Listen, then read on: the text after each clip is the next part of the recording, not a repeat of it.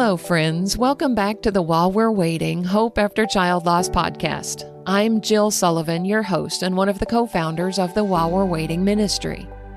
We've had a bit of a break from retreats recently over the holiday season, but we're gearing back up this weekend with retreats in Arkansas, Alabama, and a suicide loss-specific retreat in North Carolina. My husband Brad and I will be co-facilitating the event in Arkansas, and we have wonderful, compassionate facilitators leading the others. If you have experienced the loss of a child and are interested in attending one of our free retreats around the U.S. or Canada, just visit our website at whilewe'rewaiting.org and get registered. We'd love to have the opportunity to serve you at one of these events. Today, we're going to pick up right where we left off last week with my conversation with Dawn Helms. In the first episode, Dawn shared the story of her son, Ben, the long journey of parenting a child with mental health challenges, the deep bond they shared, and the loss of her only child.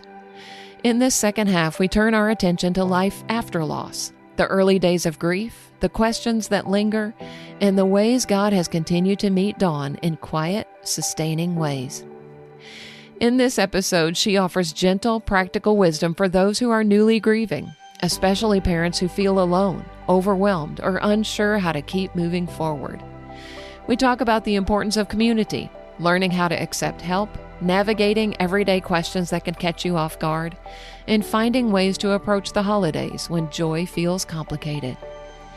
Dawn also reflects on how losing her only child has refined her view of heaven, purpose, and what truly matters, and she shares the scriptures, music, and ministries that have helped carry her through. If you're listening in the early months of grief, or if you're walking the quieter, lonelier road of grieving an only child, my prayer is that this conversation will be reassuring, like a friend sitting beside you, reminding you that you don't have to do this alone. Here is our conversation. So, as we're recording this episode, you're approaching the 3-year mark since Ben went to heaven, but I want you to think back, if you can, to those very early days of your grief. What advice would you give to someone listening who may be right at the very beginning of their grief journey, in the early weeks or months or in that first year? What would you say to that mom or to that dad? It's kind of what I was talking about before. I had friends that wouldn't let me say that I was fine or I was okay. Yeah. So you need to be able to be honest with others. There are some that are going to walk away, run away because it's just a dark situation. They don't want to be involved. That's okay. That's okay. There will be those who stay. That's right. And you can ask them for what you need. They send you a text, hey, what can I do? Be honest. Give them something. As small as like, hey, can you run to the store and bring me milk? Yeah. Just something. Not only are you're reaching out for what you need, you're letting them pour into you and building relationship. So that is huge, just letting others help you. And then also lean into the healing, whatever that looks like. Just lean in, even in the uncomfortable. I remember going into Grief Share, and I had my book. I carried my book. I never opened my book, but I had it. And I would go because I was in community with others who had lost. And I would participate, but when it came to answering the questions, I would be honest, like I haven't even opened my book. Wow. And you can do that. It's okay. Yes. People aren't going to have many expectations of you. I added counseling right away. Counseling, a Christian counselor that I had been seeing before. I made sure that I was seeing her on a regular basis, very often. And then I wasn't isolating. I was intentionally putting myself, making myself go to church. Whether or not I had friends to go with or not, I would go to church. And if I cried through service, so be it. Right. So be it. Well, good but for you. Community and lack of, just don't isolate. I love that you sought out community so intentionally. I really think that had to have been very, very helpful for you on this grief journey, especially as a mom who had lost her only child and is at home alone. So seeking community was a wonderful thing for you to do. Yes, I could, it had to be a choice because Yes. It wasn't easy. Right. Yeah. I'm sure it would have been easier just to stay home and isolate. Yeah, exactly. Exactly. Well, and I love how you said if somebody texts you or calls you and says, what can I do to help? Give them something to do. Like you said, pick up some milk from the grocery store. For me, going to the grocery store was one of the hardest things to do after Hannah went to heaven because I didn't want to see people and have a big meltdown in the middle of the grocery store. And so I would go late at night or I would go to, the next town over. Back then, you couldn't just order groceries and have them delivered to your house like you can now. You actually had to go. And so, yeah, for somebody to do that for you, that's huge. Yeah, I did have a major meltdown in the grocery store, but that's, we had a routine. Yeah. Ben and I, we had a routine. We had 2 doors in the grocery store. One door was where we went to go get the groceries, but there was the ice cream door. Oh, that's my favorite ice cream door. You could go in, you walk straight to the freezer, get the ice cream, and self-checkout was right there, and you could be out in 3 minutes. Hey, that's cool. Yeah, I love an ice cream door. That sounds really good. Yep. Yeah, I love you and Ben had a really special relationship, it sounds like. We did. Yeah. We were in it together. Mm-hmm. Mm-hmm. Mm-hmm. So whenever you're meeting new people, as often happens, you're probably often asked the question, how many children do you have? That's what women say to each other when they meet for the first time, right? Have you found a response that you're comfortable with when people ask you that question? I do. It's a planned response. Mm-hmm. I just tell them I have 1 son and I pause and I wait. If they say, oh, well, what does he do? Uh-huh. Then I usually tell them that he's in heaven with his papa and I don't know what kind of shenanigans they're up to. And so it kind of takes that edge off of it. Sure. So they're, because if you say, oh, he's in heaven and drop it, they get really uncomfortable. It's like the air got sucked out of the room at that time. That's right. So I try to fluff it up with some humor. Mm-hmm. Mm-hmm. And then do people sometimes ask follow-up questions or do they usually let it go after that? No. Oh, no. They usually just drop it at that. Yeah. They're like, oh, I'm sorry.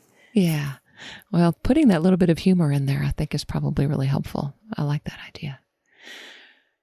So how has the loss of your only child impacted the way you celebrate the holidays? So holidays are hard, period. Yeah. They are really hard. I'm just intentional about making plans, having a plan, not leaving it to just happen. Mm-hmm. So like Thanksgiving, I go to my brother's. I take my mom and we go to my brother's in New Mexico. And for Christmas, I really cannot stay home at Christmas because it was so special. I mean, we've been in this house and celebrated almost every single Christmas here. And it's just too hard to stay here at Christmas just yet. Sure. So we go camping. We go somewhere and we celebrate Christmas in the pines or at the river or somewhere. Yeah. Which it's really good.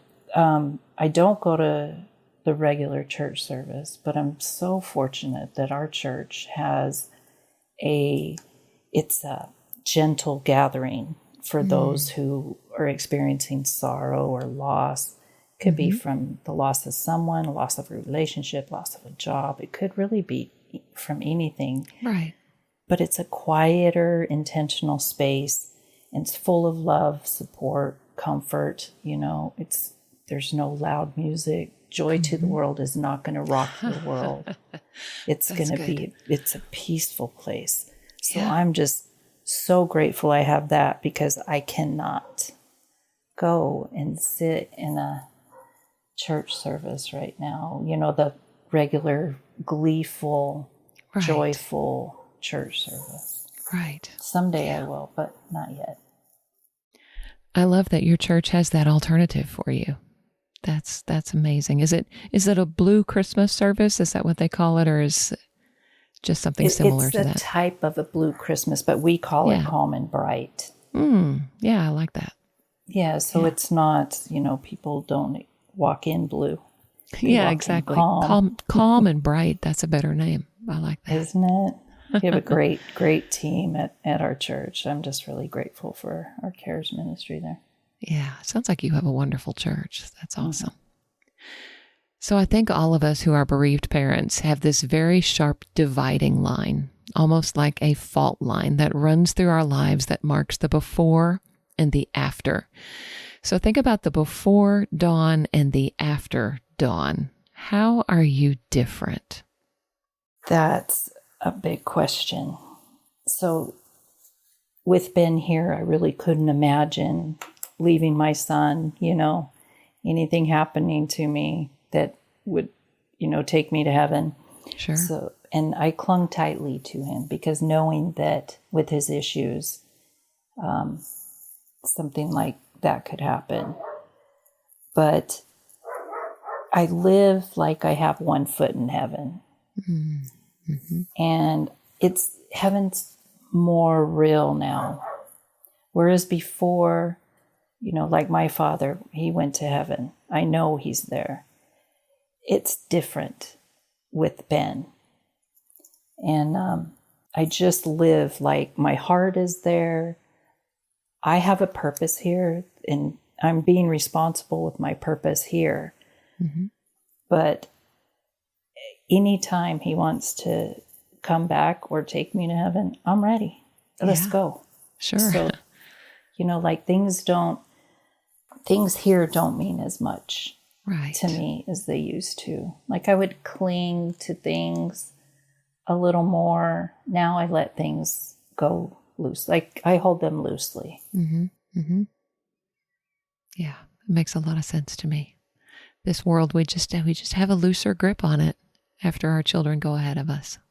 And I think it should be that way, really. It should have always been that way, but definitely is more that way now.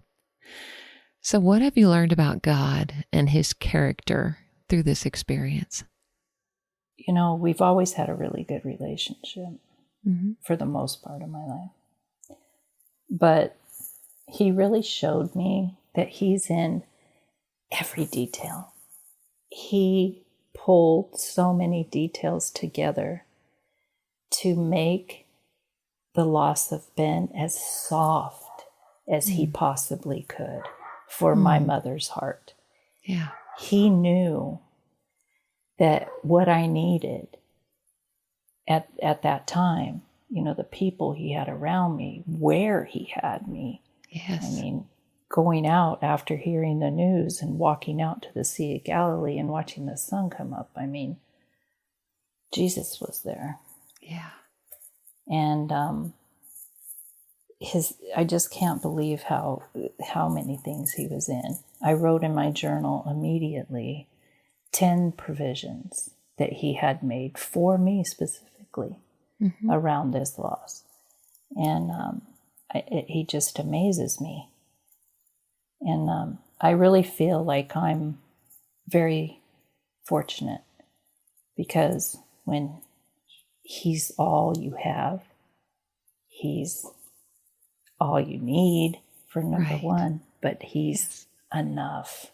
Like that's what his message was to me at the wall. He's enough. I love that. And I think so often we forget that until everything else is stripped away, like you said.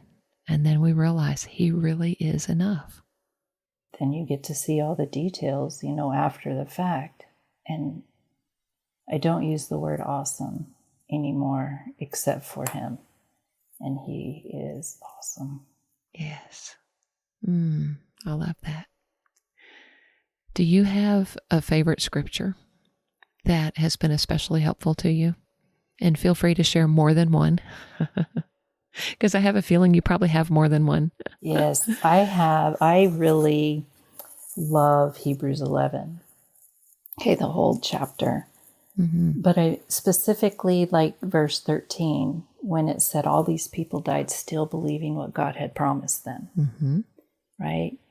I had a promise in my son, but it didn't pan out the way I thought it was going to. It panned out the way he knew it was going to. But it goes on to say, they agreed that they were foreigners, nomads in the land, all these saints, and they were looking for a country that they could call their own. And then in verse 16 it says, but they were looking for a better place, a heavenly homeland. And that is why God's not ashamed to be called their God, for he prepared a city for them. And that's what he's doing now, So all these people all these beautiful saints that went before us and were obedient and righteous, considered righteous, they did not necessarily get to have the fulfilled promise. So It gives me hope. Then another one, if this has been scripture, but it's always my favorite. I could hear him. We were in a ministry class, and they had the boys on one side, the girls on the other. It was actually the sons and the moms. And so I could hear him still to this day reciting Isaiah 41:10. So do not fear, for I am with you. Do not be dismayed, for I am your God. I will strengthen you and help you. I will uphold you with my righteous right hand. And Benjamin means son of my right hand. Oh, yes, that's perfect. Well, thank you for sharing those. Another question I always like to ask as I'm wrapping up a conversation is whether or not music has been an important part of your grief journey. And if so, what is on your playlist? So music was difficult for a while. Yes. Very difficult. I would cry through worship, but like I chose a song for Ben's services, which was Scars in Heaven by Casting Crowns. That's just perfect. So perfect. And so now I listen to a lot of singing the scripture and Elohim songs. There's so many beautiful songs in the Psalms and in the New Testament. And there's songs like Shelter Me, You Are Near, and When I Can't See. They just speak to me and just calm me and give me a true sense of peace. Yeah, even the titles of those songs. I can tell those must be wonderful songs. I'm going to have to look those up. Yes, you will. Yeah, for sure. Now, also before we close, I'd love to hear more about this Hurting Moms Mending Hearts ministry that you're involved with. Tell us what that is and what your involvement is with it. Okay, so Hurting Moms Mending Hearts is an organization. Like I said before, it's there for moms whose hearts are hurting by their sons and daughters' decisions. And it is faith-based. It's really about codependency, like some of the studies are codependency, but it's also a support group where we get together in small groups and do these studies. And there's a Facebook page that has like encouragement on a daily basis. And then I write for what's called the Grief Corner. So we have that separate. So people, if they want to engage, they can. But we do label it the Grief Corner. So that way, if they don't want to engage in the content, they don't need to. Yeah. But it's a very encouraging place for moms that can go, and especially estrangement. I don't understand estrangement, but that seems to be very prevalent in this time that we're in. Yeah. And these moms' hearts are just broken. Yeah. And so for them to be able to come into a community of others that are experiencing the same thing and be encouraged, not just by content, but by each other, it's a blessing. So I got involved in it several years ago. One of my friends who lost her son had found it, and we went through the training, and we led groups at our church together. And until like 2020, when, everything shut down. Right. And went online. I just really found the community to be really supportive. And these are people that I see in person, when we have our retreats, like once a year, and it's just like a family reunion. Sure. It is. It's so beautiful.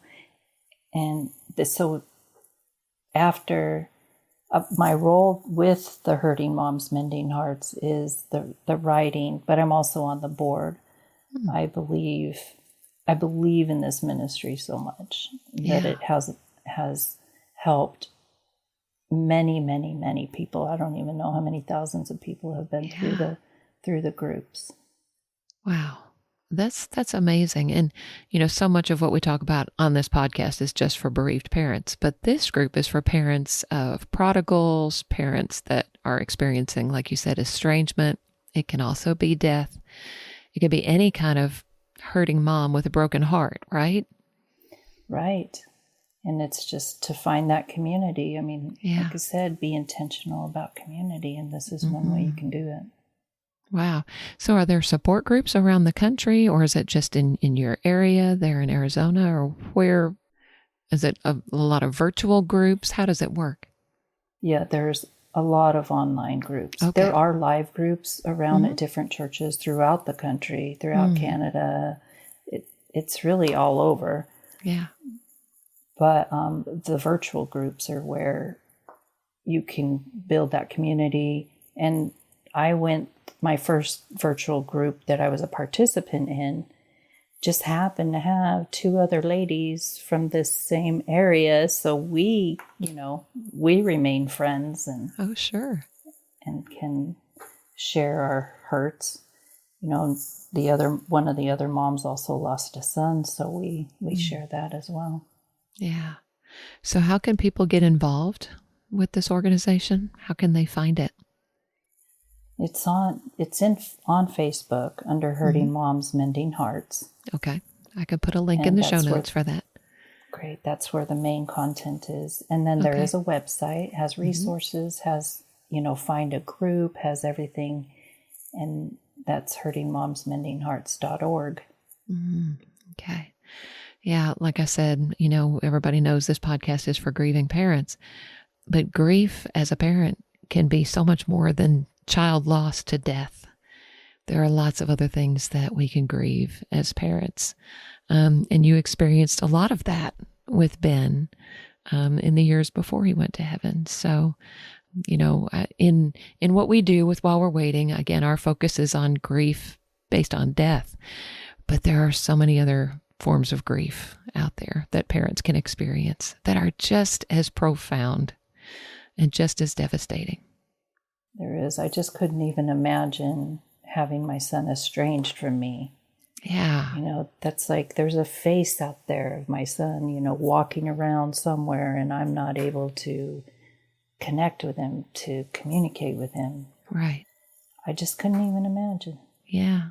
Estrangement is a choice that child made to walk away, which would be so hard. Ben didn't choose to leave you. Hannah didn't choose to leave us, but to walk away and separate yourself from your family in that way. That's got to be heartbreaking for so many parents. And I love now that I know about a ministry that I can point them to.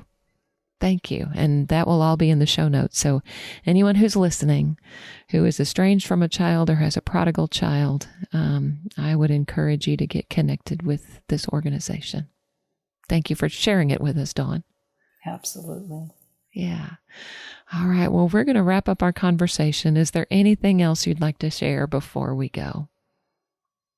I would like to just encourage people again, keep reaching out to Jesus, even when it's really hard. There was a time that I couldn't even pray. Mm-hmm.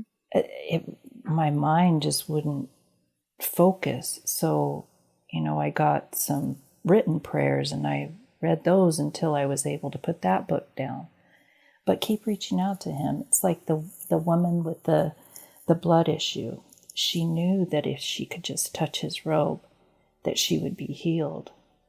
So how much faith does it take to keep reaching out to him and just rest in his presence? It takes faith to do that, but I want to encourage you to do that, because that's where the healing comes from. That's right. Thank you, Dawn. You have been a great encouragement just to me in our conversation today. So thank you so much. Thank you for this opportunity. It was a blessing.